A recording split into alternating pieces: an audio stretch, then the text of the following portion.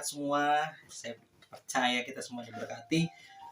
Oke, hari ini malam ini ya, saya kan malam minggu nggak bisa kemana-mana, PPKM juga, dan saya juga sudah ada istri, jadi tidak kemana-mana. Seperti biasa, kemarin-kemarin saya udah coba review buku-buku yang saya baca, dan sebentar kemarin saya udah beberapa saya review. Tunggu ya.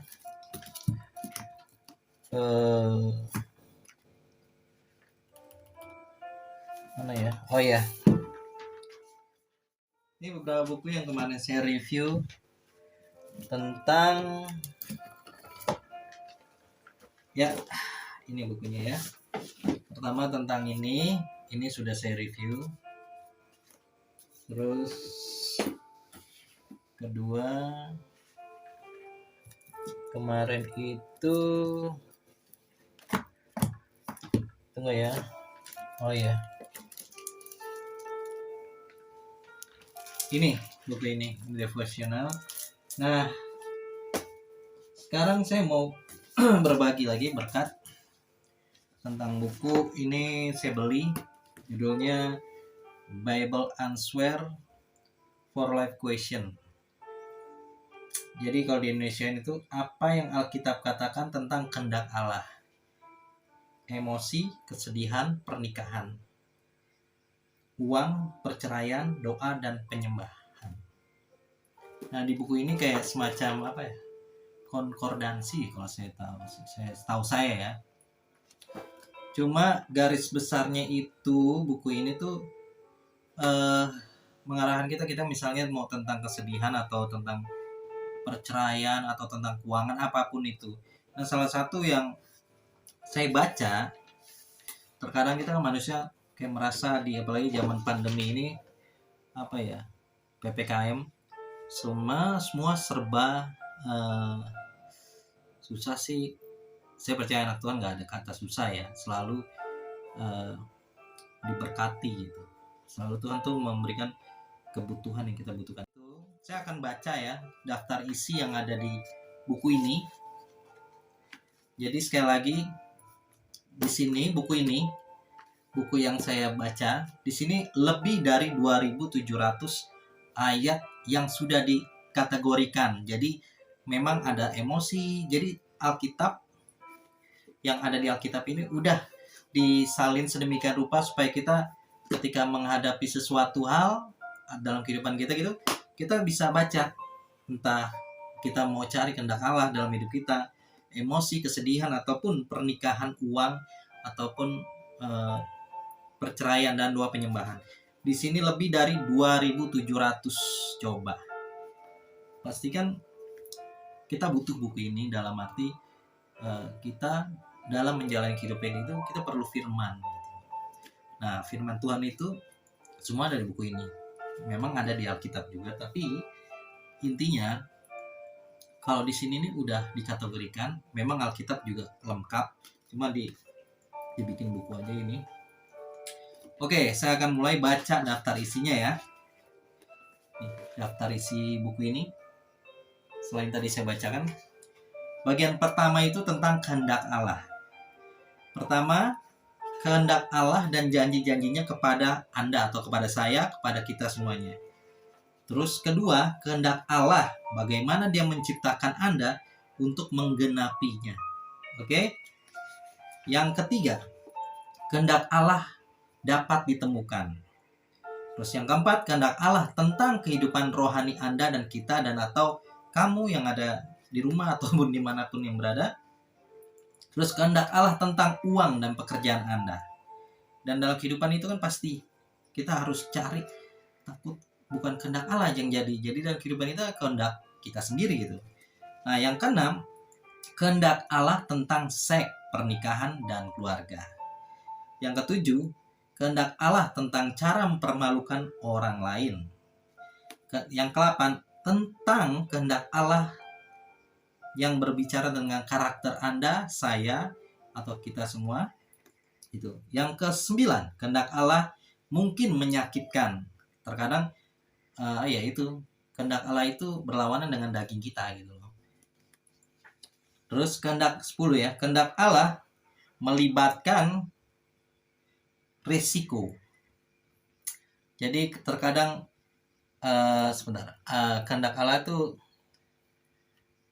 apa ya, ada risikonya gitu loh. Maksudnya dalam arti tetap mempunyai suatu risiko gitu. Nah, itu yang ke-10. Jadi bagian pertama itu kehendak Allah, ada 10 poin dari yang tadi tema tentang kehendak Allah. Nah, yang bagian kedua tentang emosi. Pertama itu tentang kehidupan ya, warna kehidupan. Pertama, emosi kasih. Nah, ini daftar isinya yang saya masih baca. Kedua, emosi sukacita. Ketiga, emosi damai sejahtera. Keempat, emosi gairah. Kelima, emosi kemarahan. Keenam, emosi kesedihan. Ketujuh, ketakutan. Nah, terkadang yang ketujuh ini sering terjadi dalam kehidupan kita. Nah, di sini ada semua dikategorikan dan ini sudah dijelaskan. Ini halaman ketakutan 97. Oke, bagian ketiga, kesedihan. Nah, ini pendahuluannya kesedihan yang tidak terduga. Contohnya di masa pandemi kita nggak tahu gitu, keluarga kita, keluarga jauh kita, teman-teman kita tiba-tiba meninggal. Itu kan suatu kesedihan yang tak terduga gitu loh.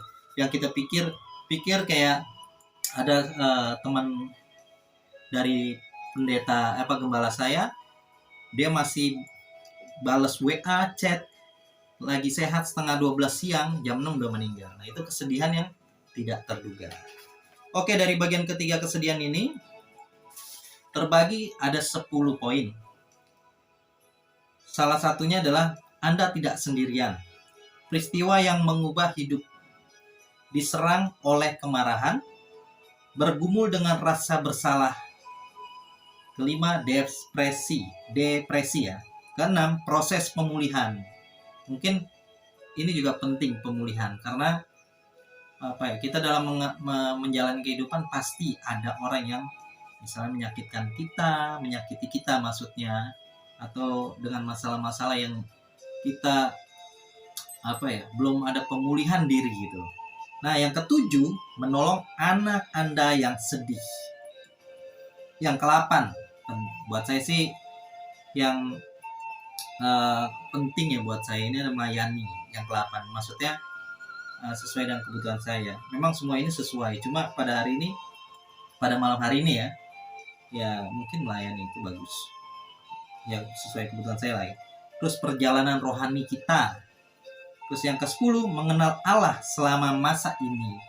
Yang ke-11, luka yang dikenang sama mantan. Enggak sih, pokoknya luka yang dikenang lah. Oke, itu bagian ketiga. Nah, bagian keempat, pernikahan. Pernikahan, pendahuluannya, dan mereka hidup bahagia selama-lamanya. Oke, dalam pernikahan ini ada 9 poin dikategorikan ya. Mendefinisikan pernikahan. Pertama. Kedua, kasih sejati. Ketiga, Anda dan pasangan Anda. Keempat, perceraian dan pernikahan kembali. Itu ada di sini. Dan kelima, komunikasi.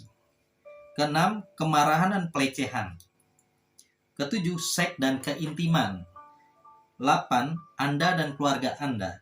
9, ciri-ciri pernikahan yang kuat. Nah, ini mungkin buat saya bagus ya, yang 9 ciri-ciri pernikahan yang kuat.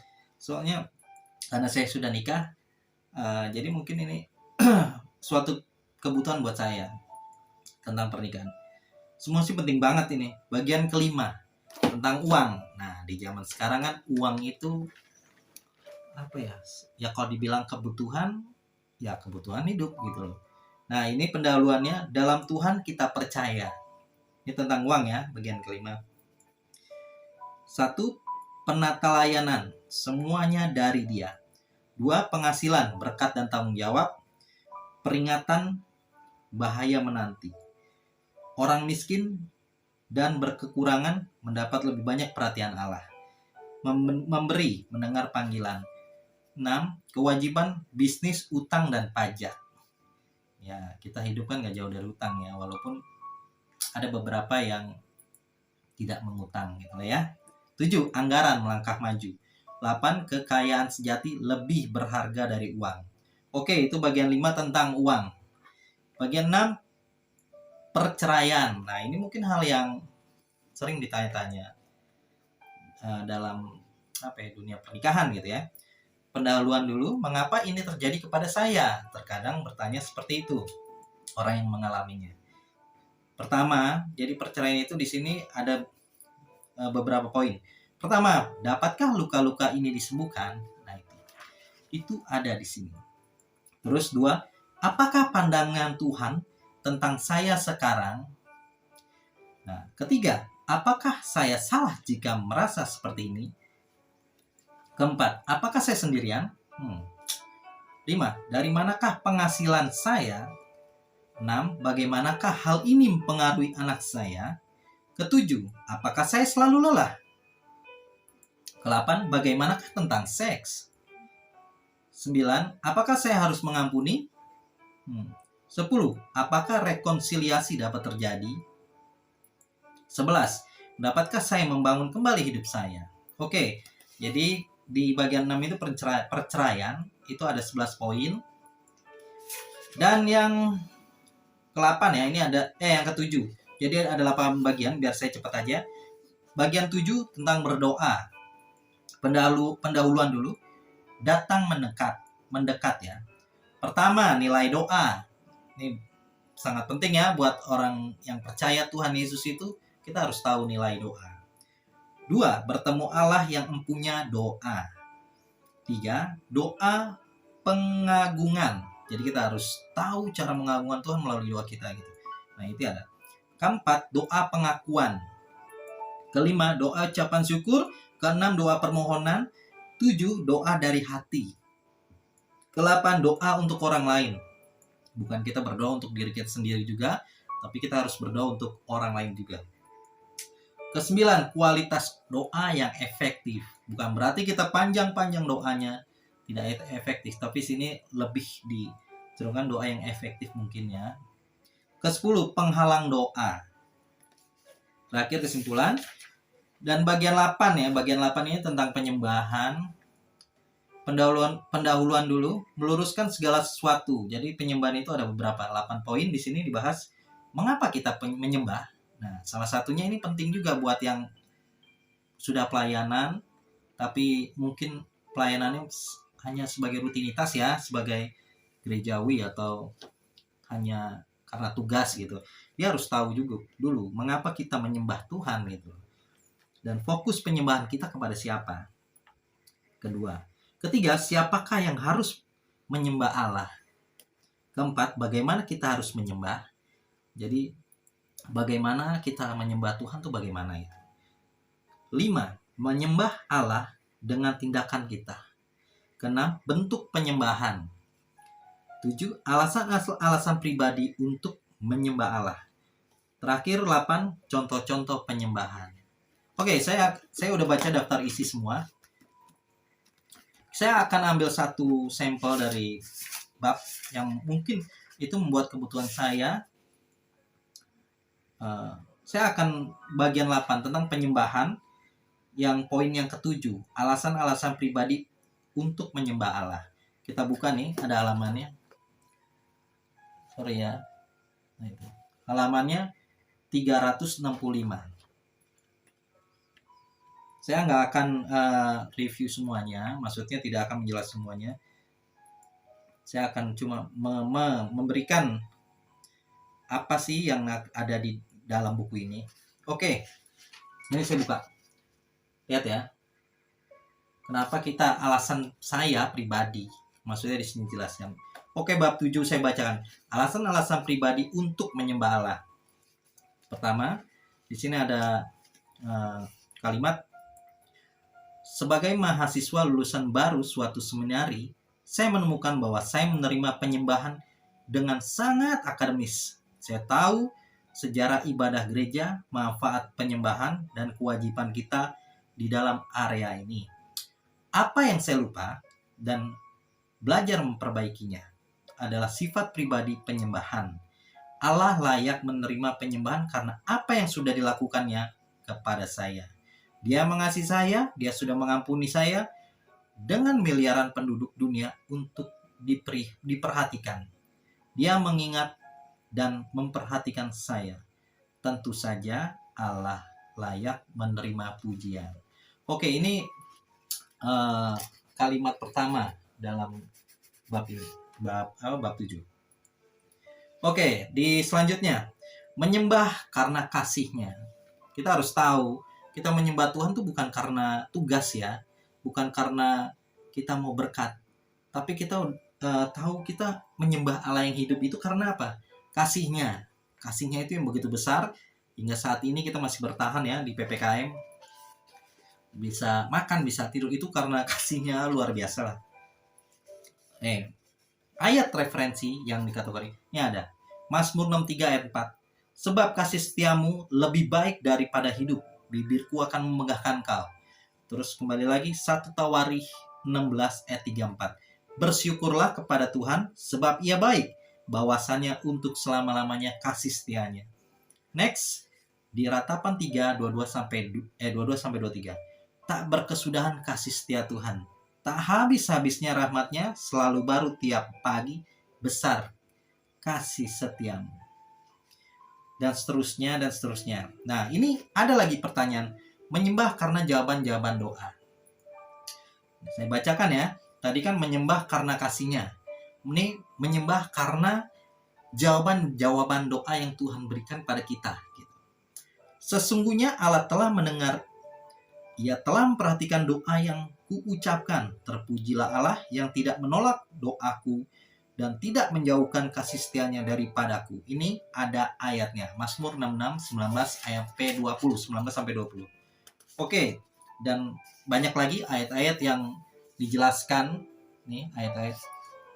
Oke, dalam tadi udah dua judul, menyembah karena kasihnya, menyembah karena jawaban doanya.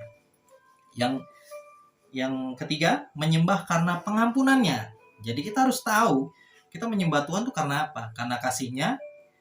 1, 2, karena apa? Tuhan menjawab doa-doa kita.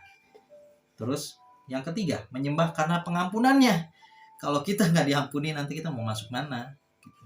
Itulah kita harus menyembah Tuhan kita, Yesus Kristus. Itu yang ketiga. Dan ini ada ayat referensinya, maksudnya ayat yang ada di Alkitab dia jelasin. Oke, yang keempat, menyembah karena kemurahan anugerahnya. Oke.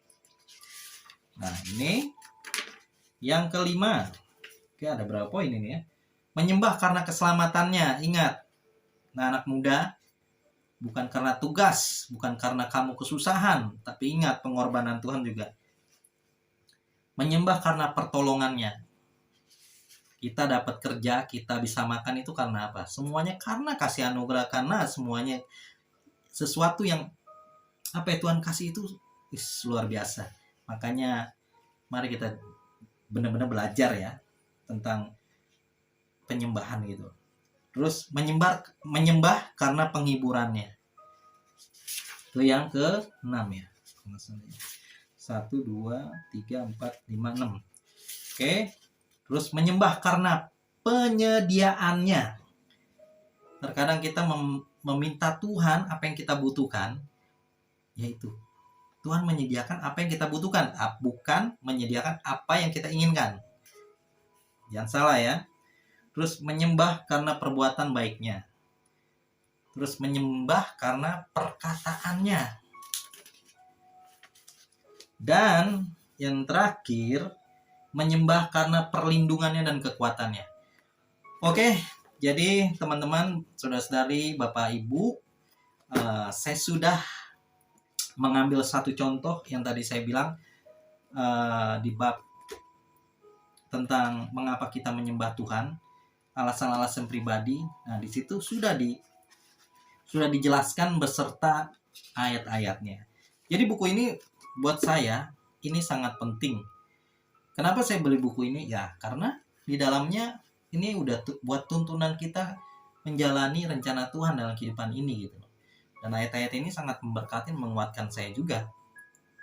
Sekali lagi, saya tidak mempromosikan buku ini, hanya berbagi berkat, karena kita harus banyak yang memperbanyak pengetahuan akan Tuhan, akan Allah gitu. Kita harus mempertebal iman kita, kita harus mempertebal rohani kita supaya kita menjadi dewasa rohani. Oke, untuk saat ini saya cuma bisa menjelaskan beberapa isi bagian dari buku ini yang judulnya adalah Bible Answer for Life Question. Apa yang Alkitab katakan tentang kehendak Allah, emosi, kesedihan, pernikahan, uang, perceraian, doa, dan penyembahan. Semua ada di sini. Ada 2700 ayat yang dikategorikan.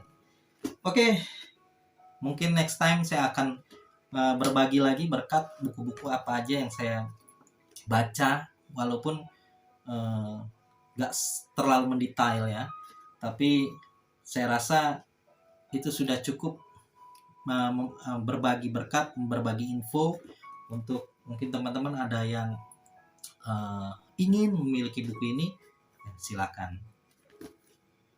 Oke, sebagai info aja, saya beli buku ini hanya di Immanuel, bukan karena saya mempromosikan toko buku Immanuel, enggak.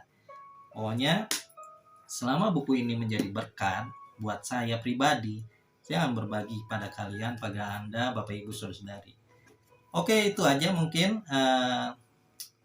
Saya harap kita semua sehat, tetap fokus sama Tuhan walaupun PPKM level 4 tetap berjalan, tapi kita percaya Tuhan senantiasa menguatkan kita melalui buku ini, melalui teman kita, melalui siapapun itu. Dia kita akan berbagi. Berkat itu nggak selalunya berupa materi. Tuhan tuh pakai cara mengirim berkat tuh macam-macam. Entah dari teman mengingatkan kita, mendoakan kita, itu banyaklah seperti itu. Oke, buat semuanya selamat malam, dan mungkin terima kasih buat semua yang mungkin menonton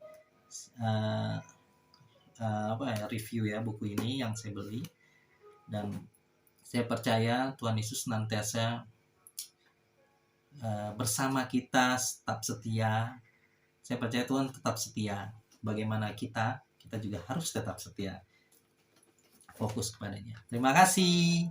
Salam sehat, tetap kuat, tetap bersyukur. Dah.